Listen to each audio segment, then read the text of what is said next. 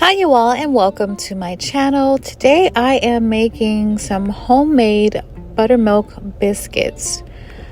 Just look at the warmth, the smoke coming from those biscuits. It's just like heaven, and it brings me back to southern morning breakfast with my mom.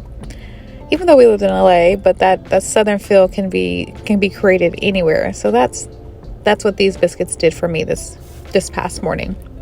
So I start with flour, baking powder, salt, buttermilk, and of course butter. It's a very easy recipe. It's usually things that you would already have in your cabinet. And so basically I start with getting some flour in our bowl. And this flour canister is really cute, but it was really not practical, but it's really cute. So I got the flour in the bowl, and then the next item here we add is our baking powder. Because of course biscuits are fluffy, so you need a good amount of baking powder in your recipe for your fluffy biscuits. If you want a more flat biscuits, less baking powder. But for this one, we want a fluffy, soft, airy biscuit. So we have some flour, some baking powder, and we're going to add some salt. For when you have a flour base, you can sift it through a sifter. I also find it easy to just whisk it, which is what I'm doing here. Whisking it with a whisk will smooth out the batter as well, making sure there's no lumps, because you don't want any lumps in your biscuit batter. That goes for cakes as well.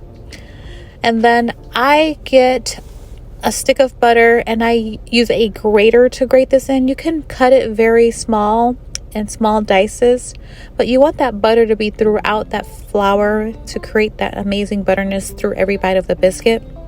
And one of my secrets that I do is I put the butter in the freezer for a little bit before I actually use it, because it's much easier to grate.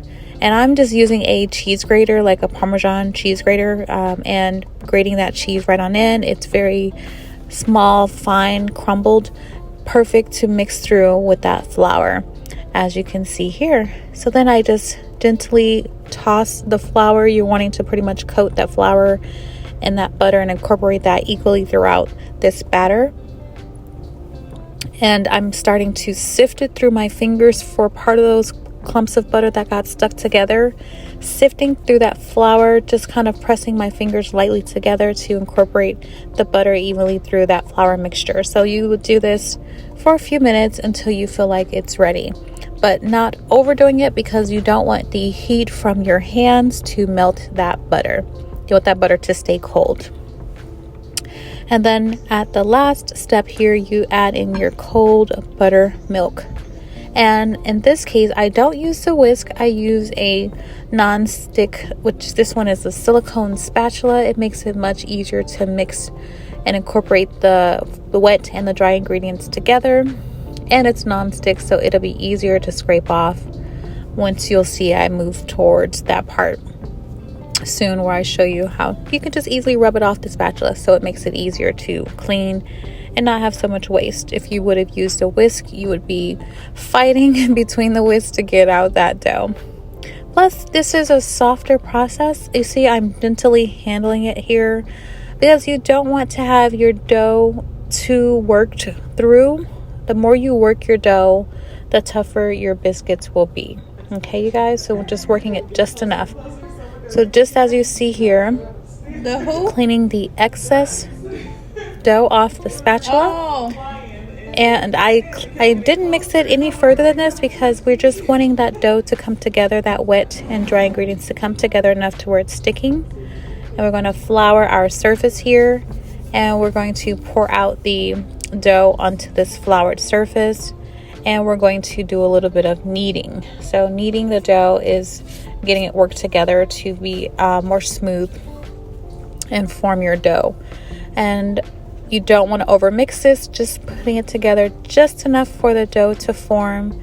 Again, because the more you knead it, the more you will have a tougher dough. And we want, again, a soft biscuit. So I'm gently kneading it here As you can see, the dough kind of gets more smoother, but not too perfectly smooth. I still want a little bit of texture in my biscuit, so this is what my ending result looks like.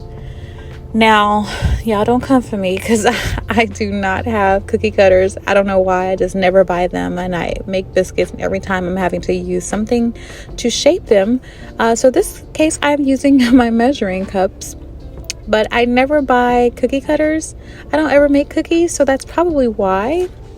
Not too much of a sweet baker. I'm a culinary baker where I'll do biscuits and breads, but use a cookie cutter or something that's circle shaped to make your biscuits here.